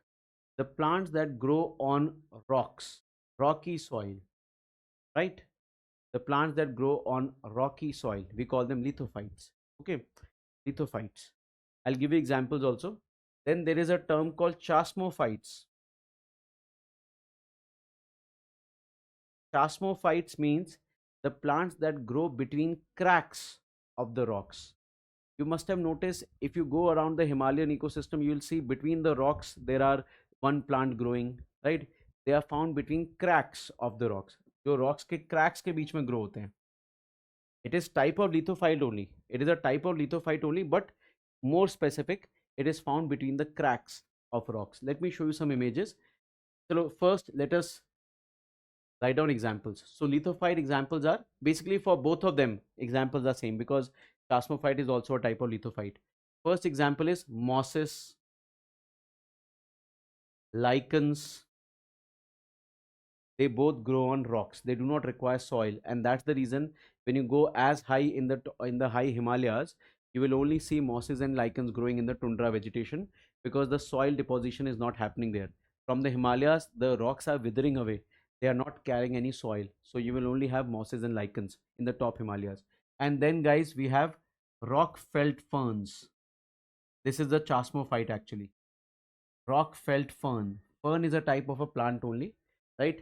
I'll talk about classification of plants in the topic of biodiversity. Don't worry, right? Rock felt fern. Fern is a type of plant. I'll show you the images. You'll be able to recognize.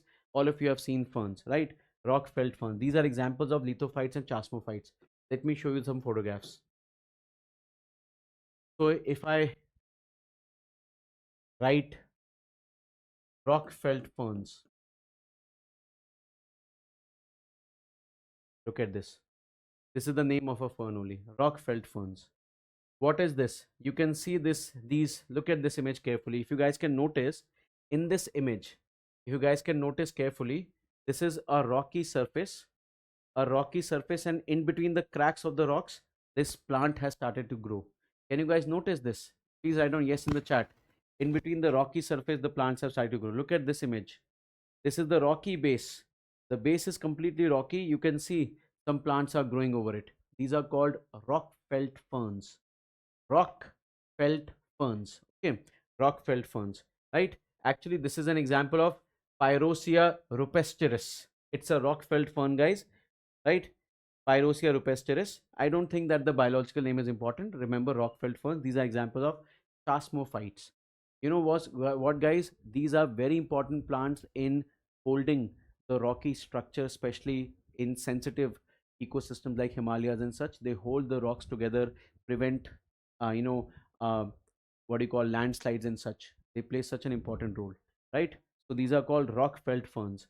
If I write down about mosses and lichens, all of you guys have seen them, right? I'll just show it to you, right? They grow on rocks. Look at this. This is a very good image of a moss growing over a rock. You can see this image carefully. You can see this moss is growing over the rocks here, right? So these are lithophytes, right? Lithophytes. So those plants that grow on rocky surfaces, we call them lithophytes. I hope all of you get it. See, this is where ecology gets differentiated from other subjects, because we talk about the behavior nature of organisms here, plasmophytes, right? Then guys, the next example is samophytes. Samophytes are plants that grow, again guys, phyte means plants, plants that grow on sandy soil. Samo means sandy soil. Plants that grow on sandy soil, right? Plants that grow on sandy soil, we call them samophytes. um, you can write down again example. I'll show you sand rice. We'll write down. I think showing images is not possible all the time. It will take a lot of time. In that case, you can just write down sand rice, right? Toad flax seeds. Flax seeds in Hindi we call it alsi, right? These are samophytes. They grow on sandy soil. Of course, a lot of varieties of cactus are also samophytes, right? Sandy soil. I'm giving you those examples which you may not know. Then guys, next is um, we call it auxilophyte. Auxilophyte means plants that grow in acidic condition, acidic soil. Auxilophyte. Auxilo word comes from oxalic acid, right? Auxilophyte, the plants that grow in acidic conditions, right? Example for this is bog mosses. It's a type of moss. Bog mosses. Maybe in geography you might have heard of the word bogs. Bogs are basically wetlands that grow on a rocky surface, like pahad. If there is any rock or any mountain where there is, due to some kind of deposition, or some kind of deposition of basaltic rock, or melting of basaltic rock, softening of basaltic rock, there is a depression created. And if due to rainfall, if water gets accumulated in that depression, that means the surface, the bottom is completely rocky. The water is simply secluded, isolated from the rest of the world on that rocky surface. That is called bogs, right? So bogs is a kind of a wetland that has a rocky surface or rocky bottom. Okay, bog mosses, the mosses that grow on the bogs, these are auxilophyte, bog mosses. Then students, uh, cloudberry, right? Then we have crowberry. These are all examples of acidophiles or acidophytic or auxilophytic plants. Cloudberry, crowberry, sundew, these are auxilophytes, right? Auxilophytes. Then students, next one I'll write it here. So lithophytes done, samophytes, auxilophytes. Next is, you can write down halophytes. Halophytes we have written previously also. Here, the plants that grow in salty condition. Again, examples are mangroves. Mangroves are examples of halophytes. Mangrove, right? Then students, you can write down hydrophytes, the plants that grow in high amount of water, right? Hydrophytic plants, right? Then guys, xerophytes. Actually, if you think closely, samophyte is a type of a xerophyte only, right? Grow in extremely dry conditions. In xerophytes, you can write down examples of opuntia. Opuntia is cactus, guys. Cactus is actually called as opuntia. This is cactus. You guys must have heard of succulents, right? The plants that hold water like aloe vera, All these are snake plants, all of them are succulents. They can survive in dry condition for a very long period, right? These are all xerophytes, right? All of you, xerophytes. There are many other examples also, we'll see them. These are all examples of plants identified on the basis of their soil type. I hope all of you get it. Plants on the basis of soil type. These are the examples. Please tell me yes in the chat if you guys have understood. Soil type. So soil is also covered, completed. Now guys, after soil type, next is light. The requirement of light, guys. Let's write it down quickly. I'm deleting this part. Light. So after temperature, water, and soil, now we have light or sunlight, right? I think I'll remove S here, right? Light. Light is the next most important abiotic factor. Now, students, when it comes to us humans, for us, light again is very essential. But for animals, light play a different role compared to what light plays for plants. When you talk about animals,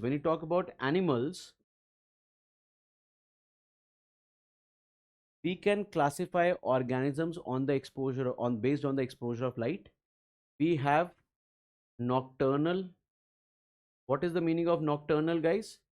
Nocturnal are those animals that are active at night. That means in the daytime they will sleep, but at night they are active, right? So they are active at night, right? Active at night. Examples for nocturnals, all of you guys know rodents, desert rodents, right? Desert snakes, all of you could probably know these are popular nocturnal animals, right? And there are a lot of other animals also, right? Nocturnal. Then opposite of nocturnal is called diurnal. Diurnal means which are active during the daytime. Organisms active during daytime,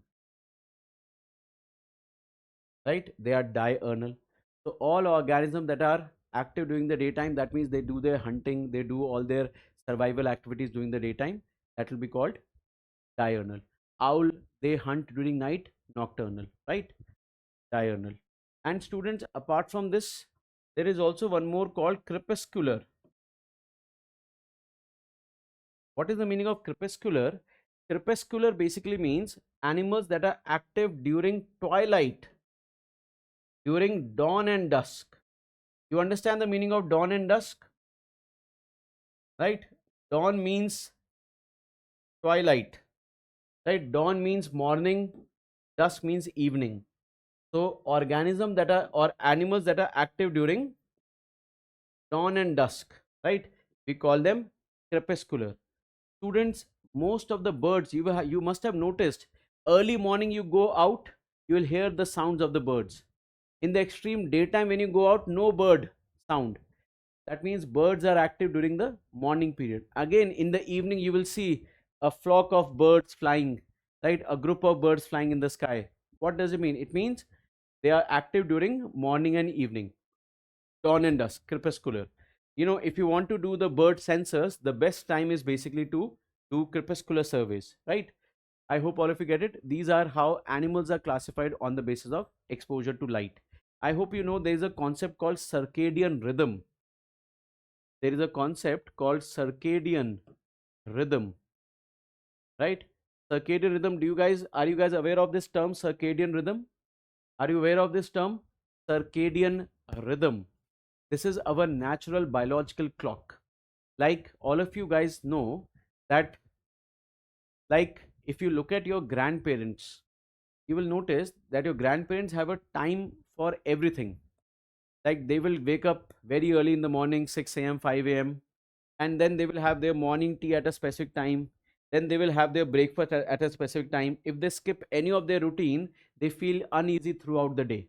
If they skip any of these things, they feel uneasy throughout the day. It simply basically means that their body clock has already been assigned or aligned in a proper, you know, uh, manner. In a proper manner, the entire body clock has been assigned.